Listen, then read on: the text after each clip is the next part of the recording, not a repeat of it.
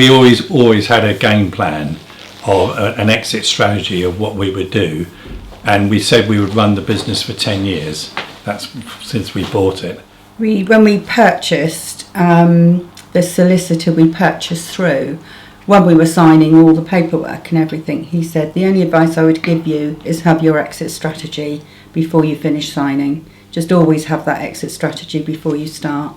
And so we did. We just sort of took his advice, really. I think that's the key, is taking other people's advice.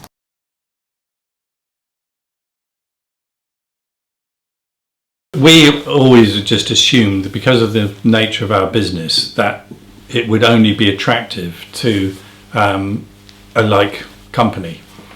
And what we hadn't thought about, and what the research did bring out, was that there was a lot of other industries, not the same as ours, but could see it as another stream of revenue for them.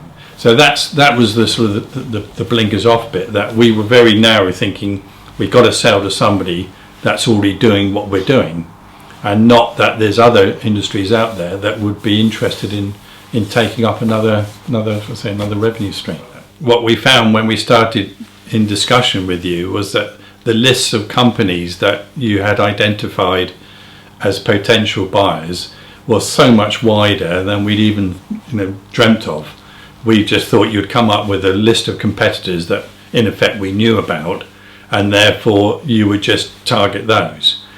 What it did, and I think this was one of the real benefits of using you, is that in having a broader reach, put almost buyers on alert that they were in stiff competition if they wanted to acquire us, and that was a huge advantage we found in negotiating with buyers.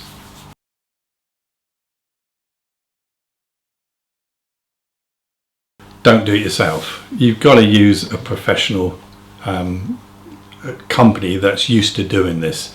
The lessons we learned, or the ideas that you came up with, Kingsbrook were perfect at doing all that research. We would never have done anything so thorough ourselves. We just didn't have the time to do it. So I think you've got to use a professional. It divorces you from that side of the business so you can get on and run it. Yeah. That's what you've got to do. You've just got to keep running the business, because it's still got to be a going concern when you sell, otherwise you're never going to sell. So you've got to keep doing that.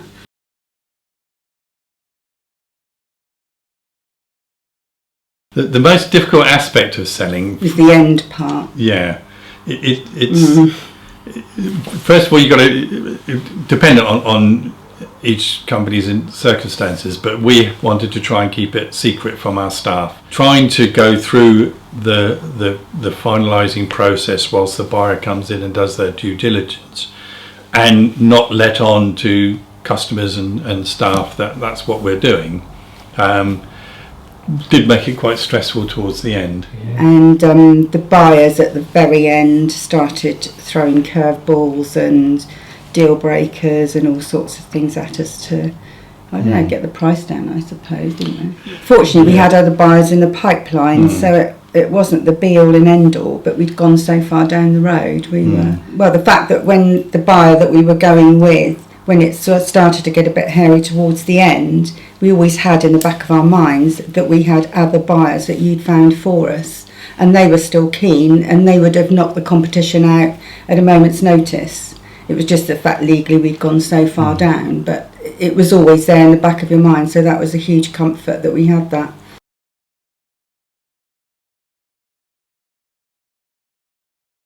It was tactically very good, the process that you adopted, in where the buyers knew that there were other buyers very interested, and Mike was excellent in terms of negotiating the final deal, about not playing one off against the other, but just letting the others know that there were other interested parties that at that point were more interested than they were, and if they wanted to be sort of the number one interest, they had to revise their negotiating skills. In a subtle way, it wasn't like a hard sell, was it? And it did give us the comfort, I suppose, the ability to carry on knowing that in the end, if we didn't like what this buyer was doing, thanks very much, there were at least 3 others that we knew had made offers.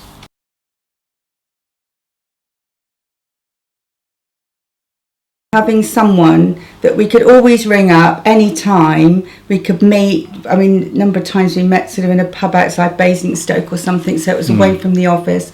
He was just so accommodating on everything, and he always had the answers, and it was always considered answer. It wasn't that sort of answer. It was a, well, let's think about He was this. always available, even from home. Yeah. I think. Which we didn't take advantage of. No, Kind of trying to- having that personal relationship, that contact with yourselves, that took the heat off, if you like, of things, and it just made the whole process great. The relationship with yourselves was just, it was brilliant. I mean, I think one of the things that we found that aided us a lot, because we said earlier that the time frame we're trying to run the business and deal with the sales side, was to have our relationship manager organised everything. He chaired every meeting, he set every meeting up, every meeting was documented, was minuted for us, and then we would have a private discussion after the meeting with our relationship manager to determine how we felt it went, what he liked to find out what we thought of the meeting, whether it went the way we wanted it to go, and what we thought of the buyer as well.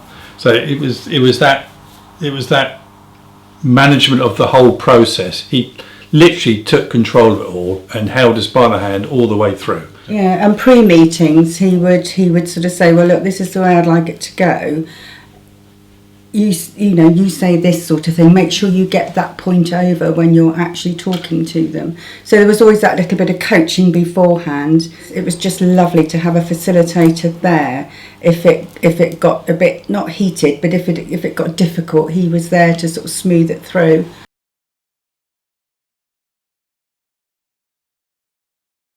I was the reluctant seller. Even though our plan was to sell within 10 years, I was the workaholic. Literally, I think we sold on the Thursday before Easter, and on Easter Monday we flew out to visit our daughter in Australia, and we spent a month out there.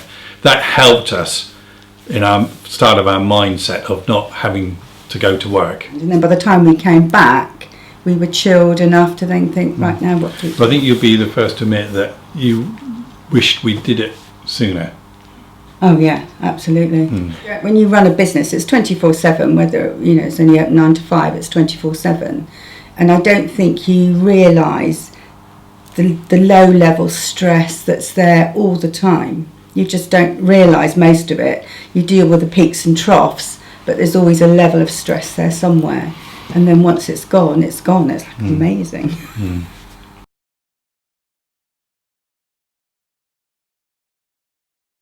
Absolutely, we would recommend Kingsbrook. Absolutely, I think we made a good decision, and it just couldn't have gone better for us. It was lovely. And the whole company, because of the infrastructure that you have, the contacts, whatever you use to do the research, the software tools, your or whatever. database and everything, and your experience over the years, which is just brilliant. Hand on our heart, we would not have got the price we got for our business if it wasn't for yourselves.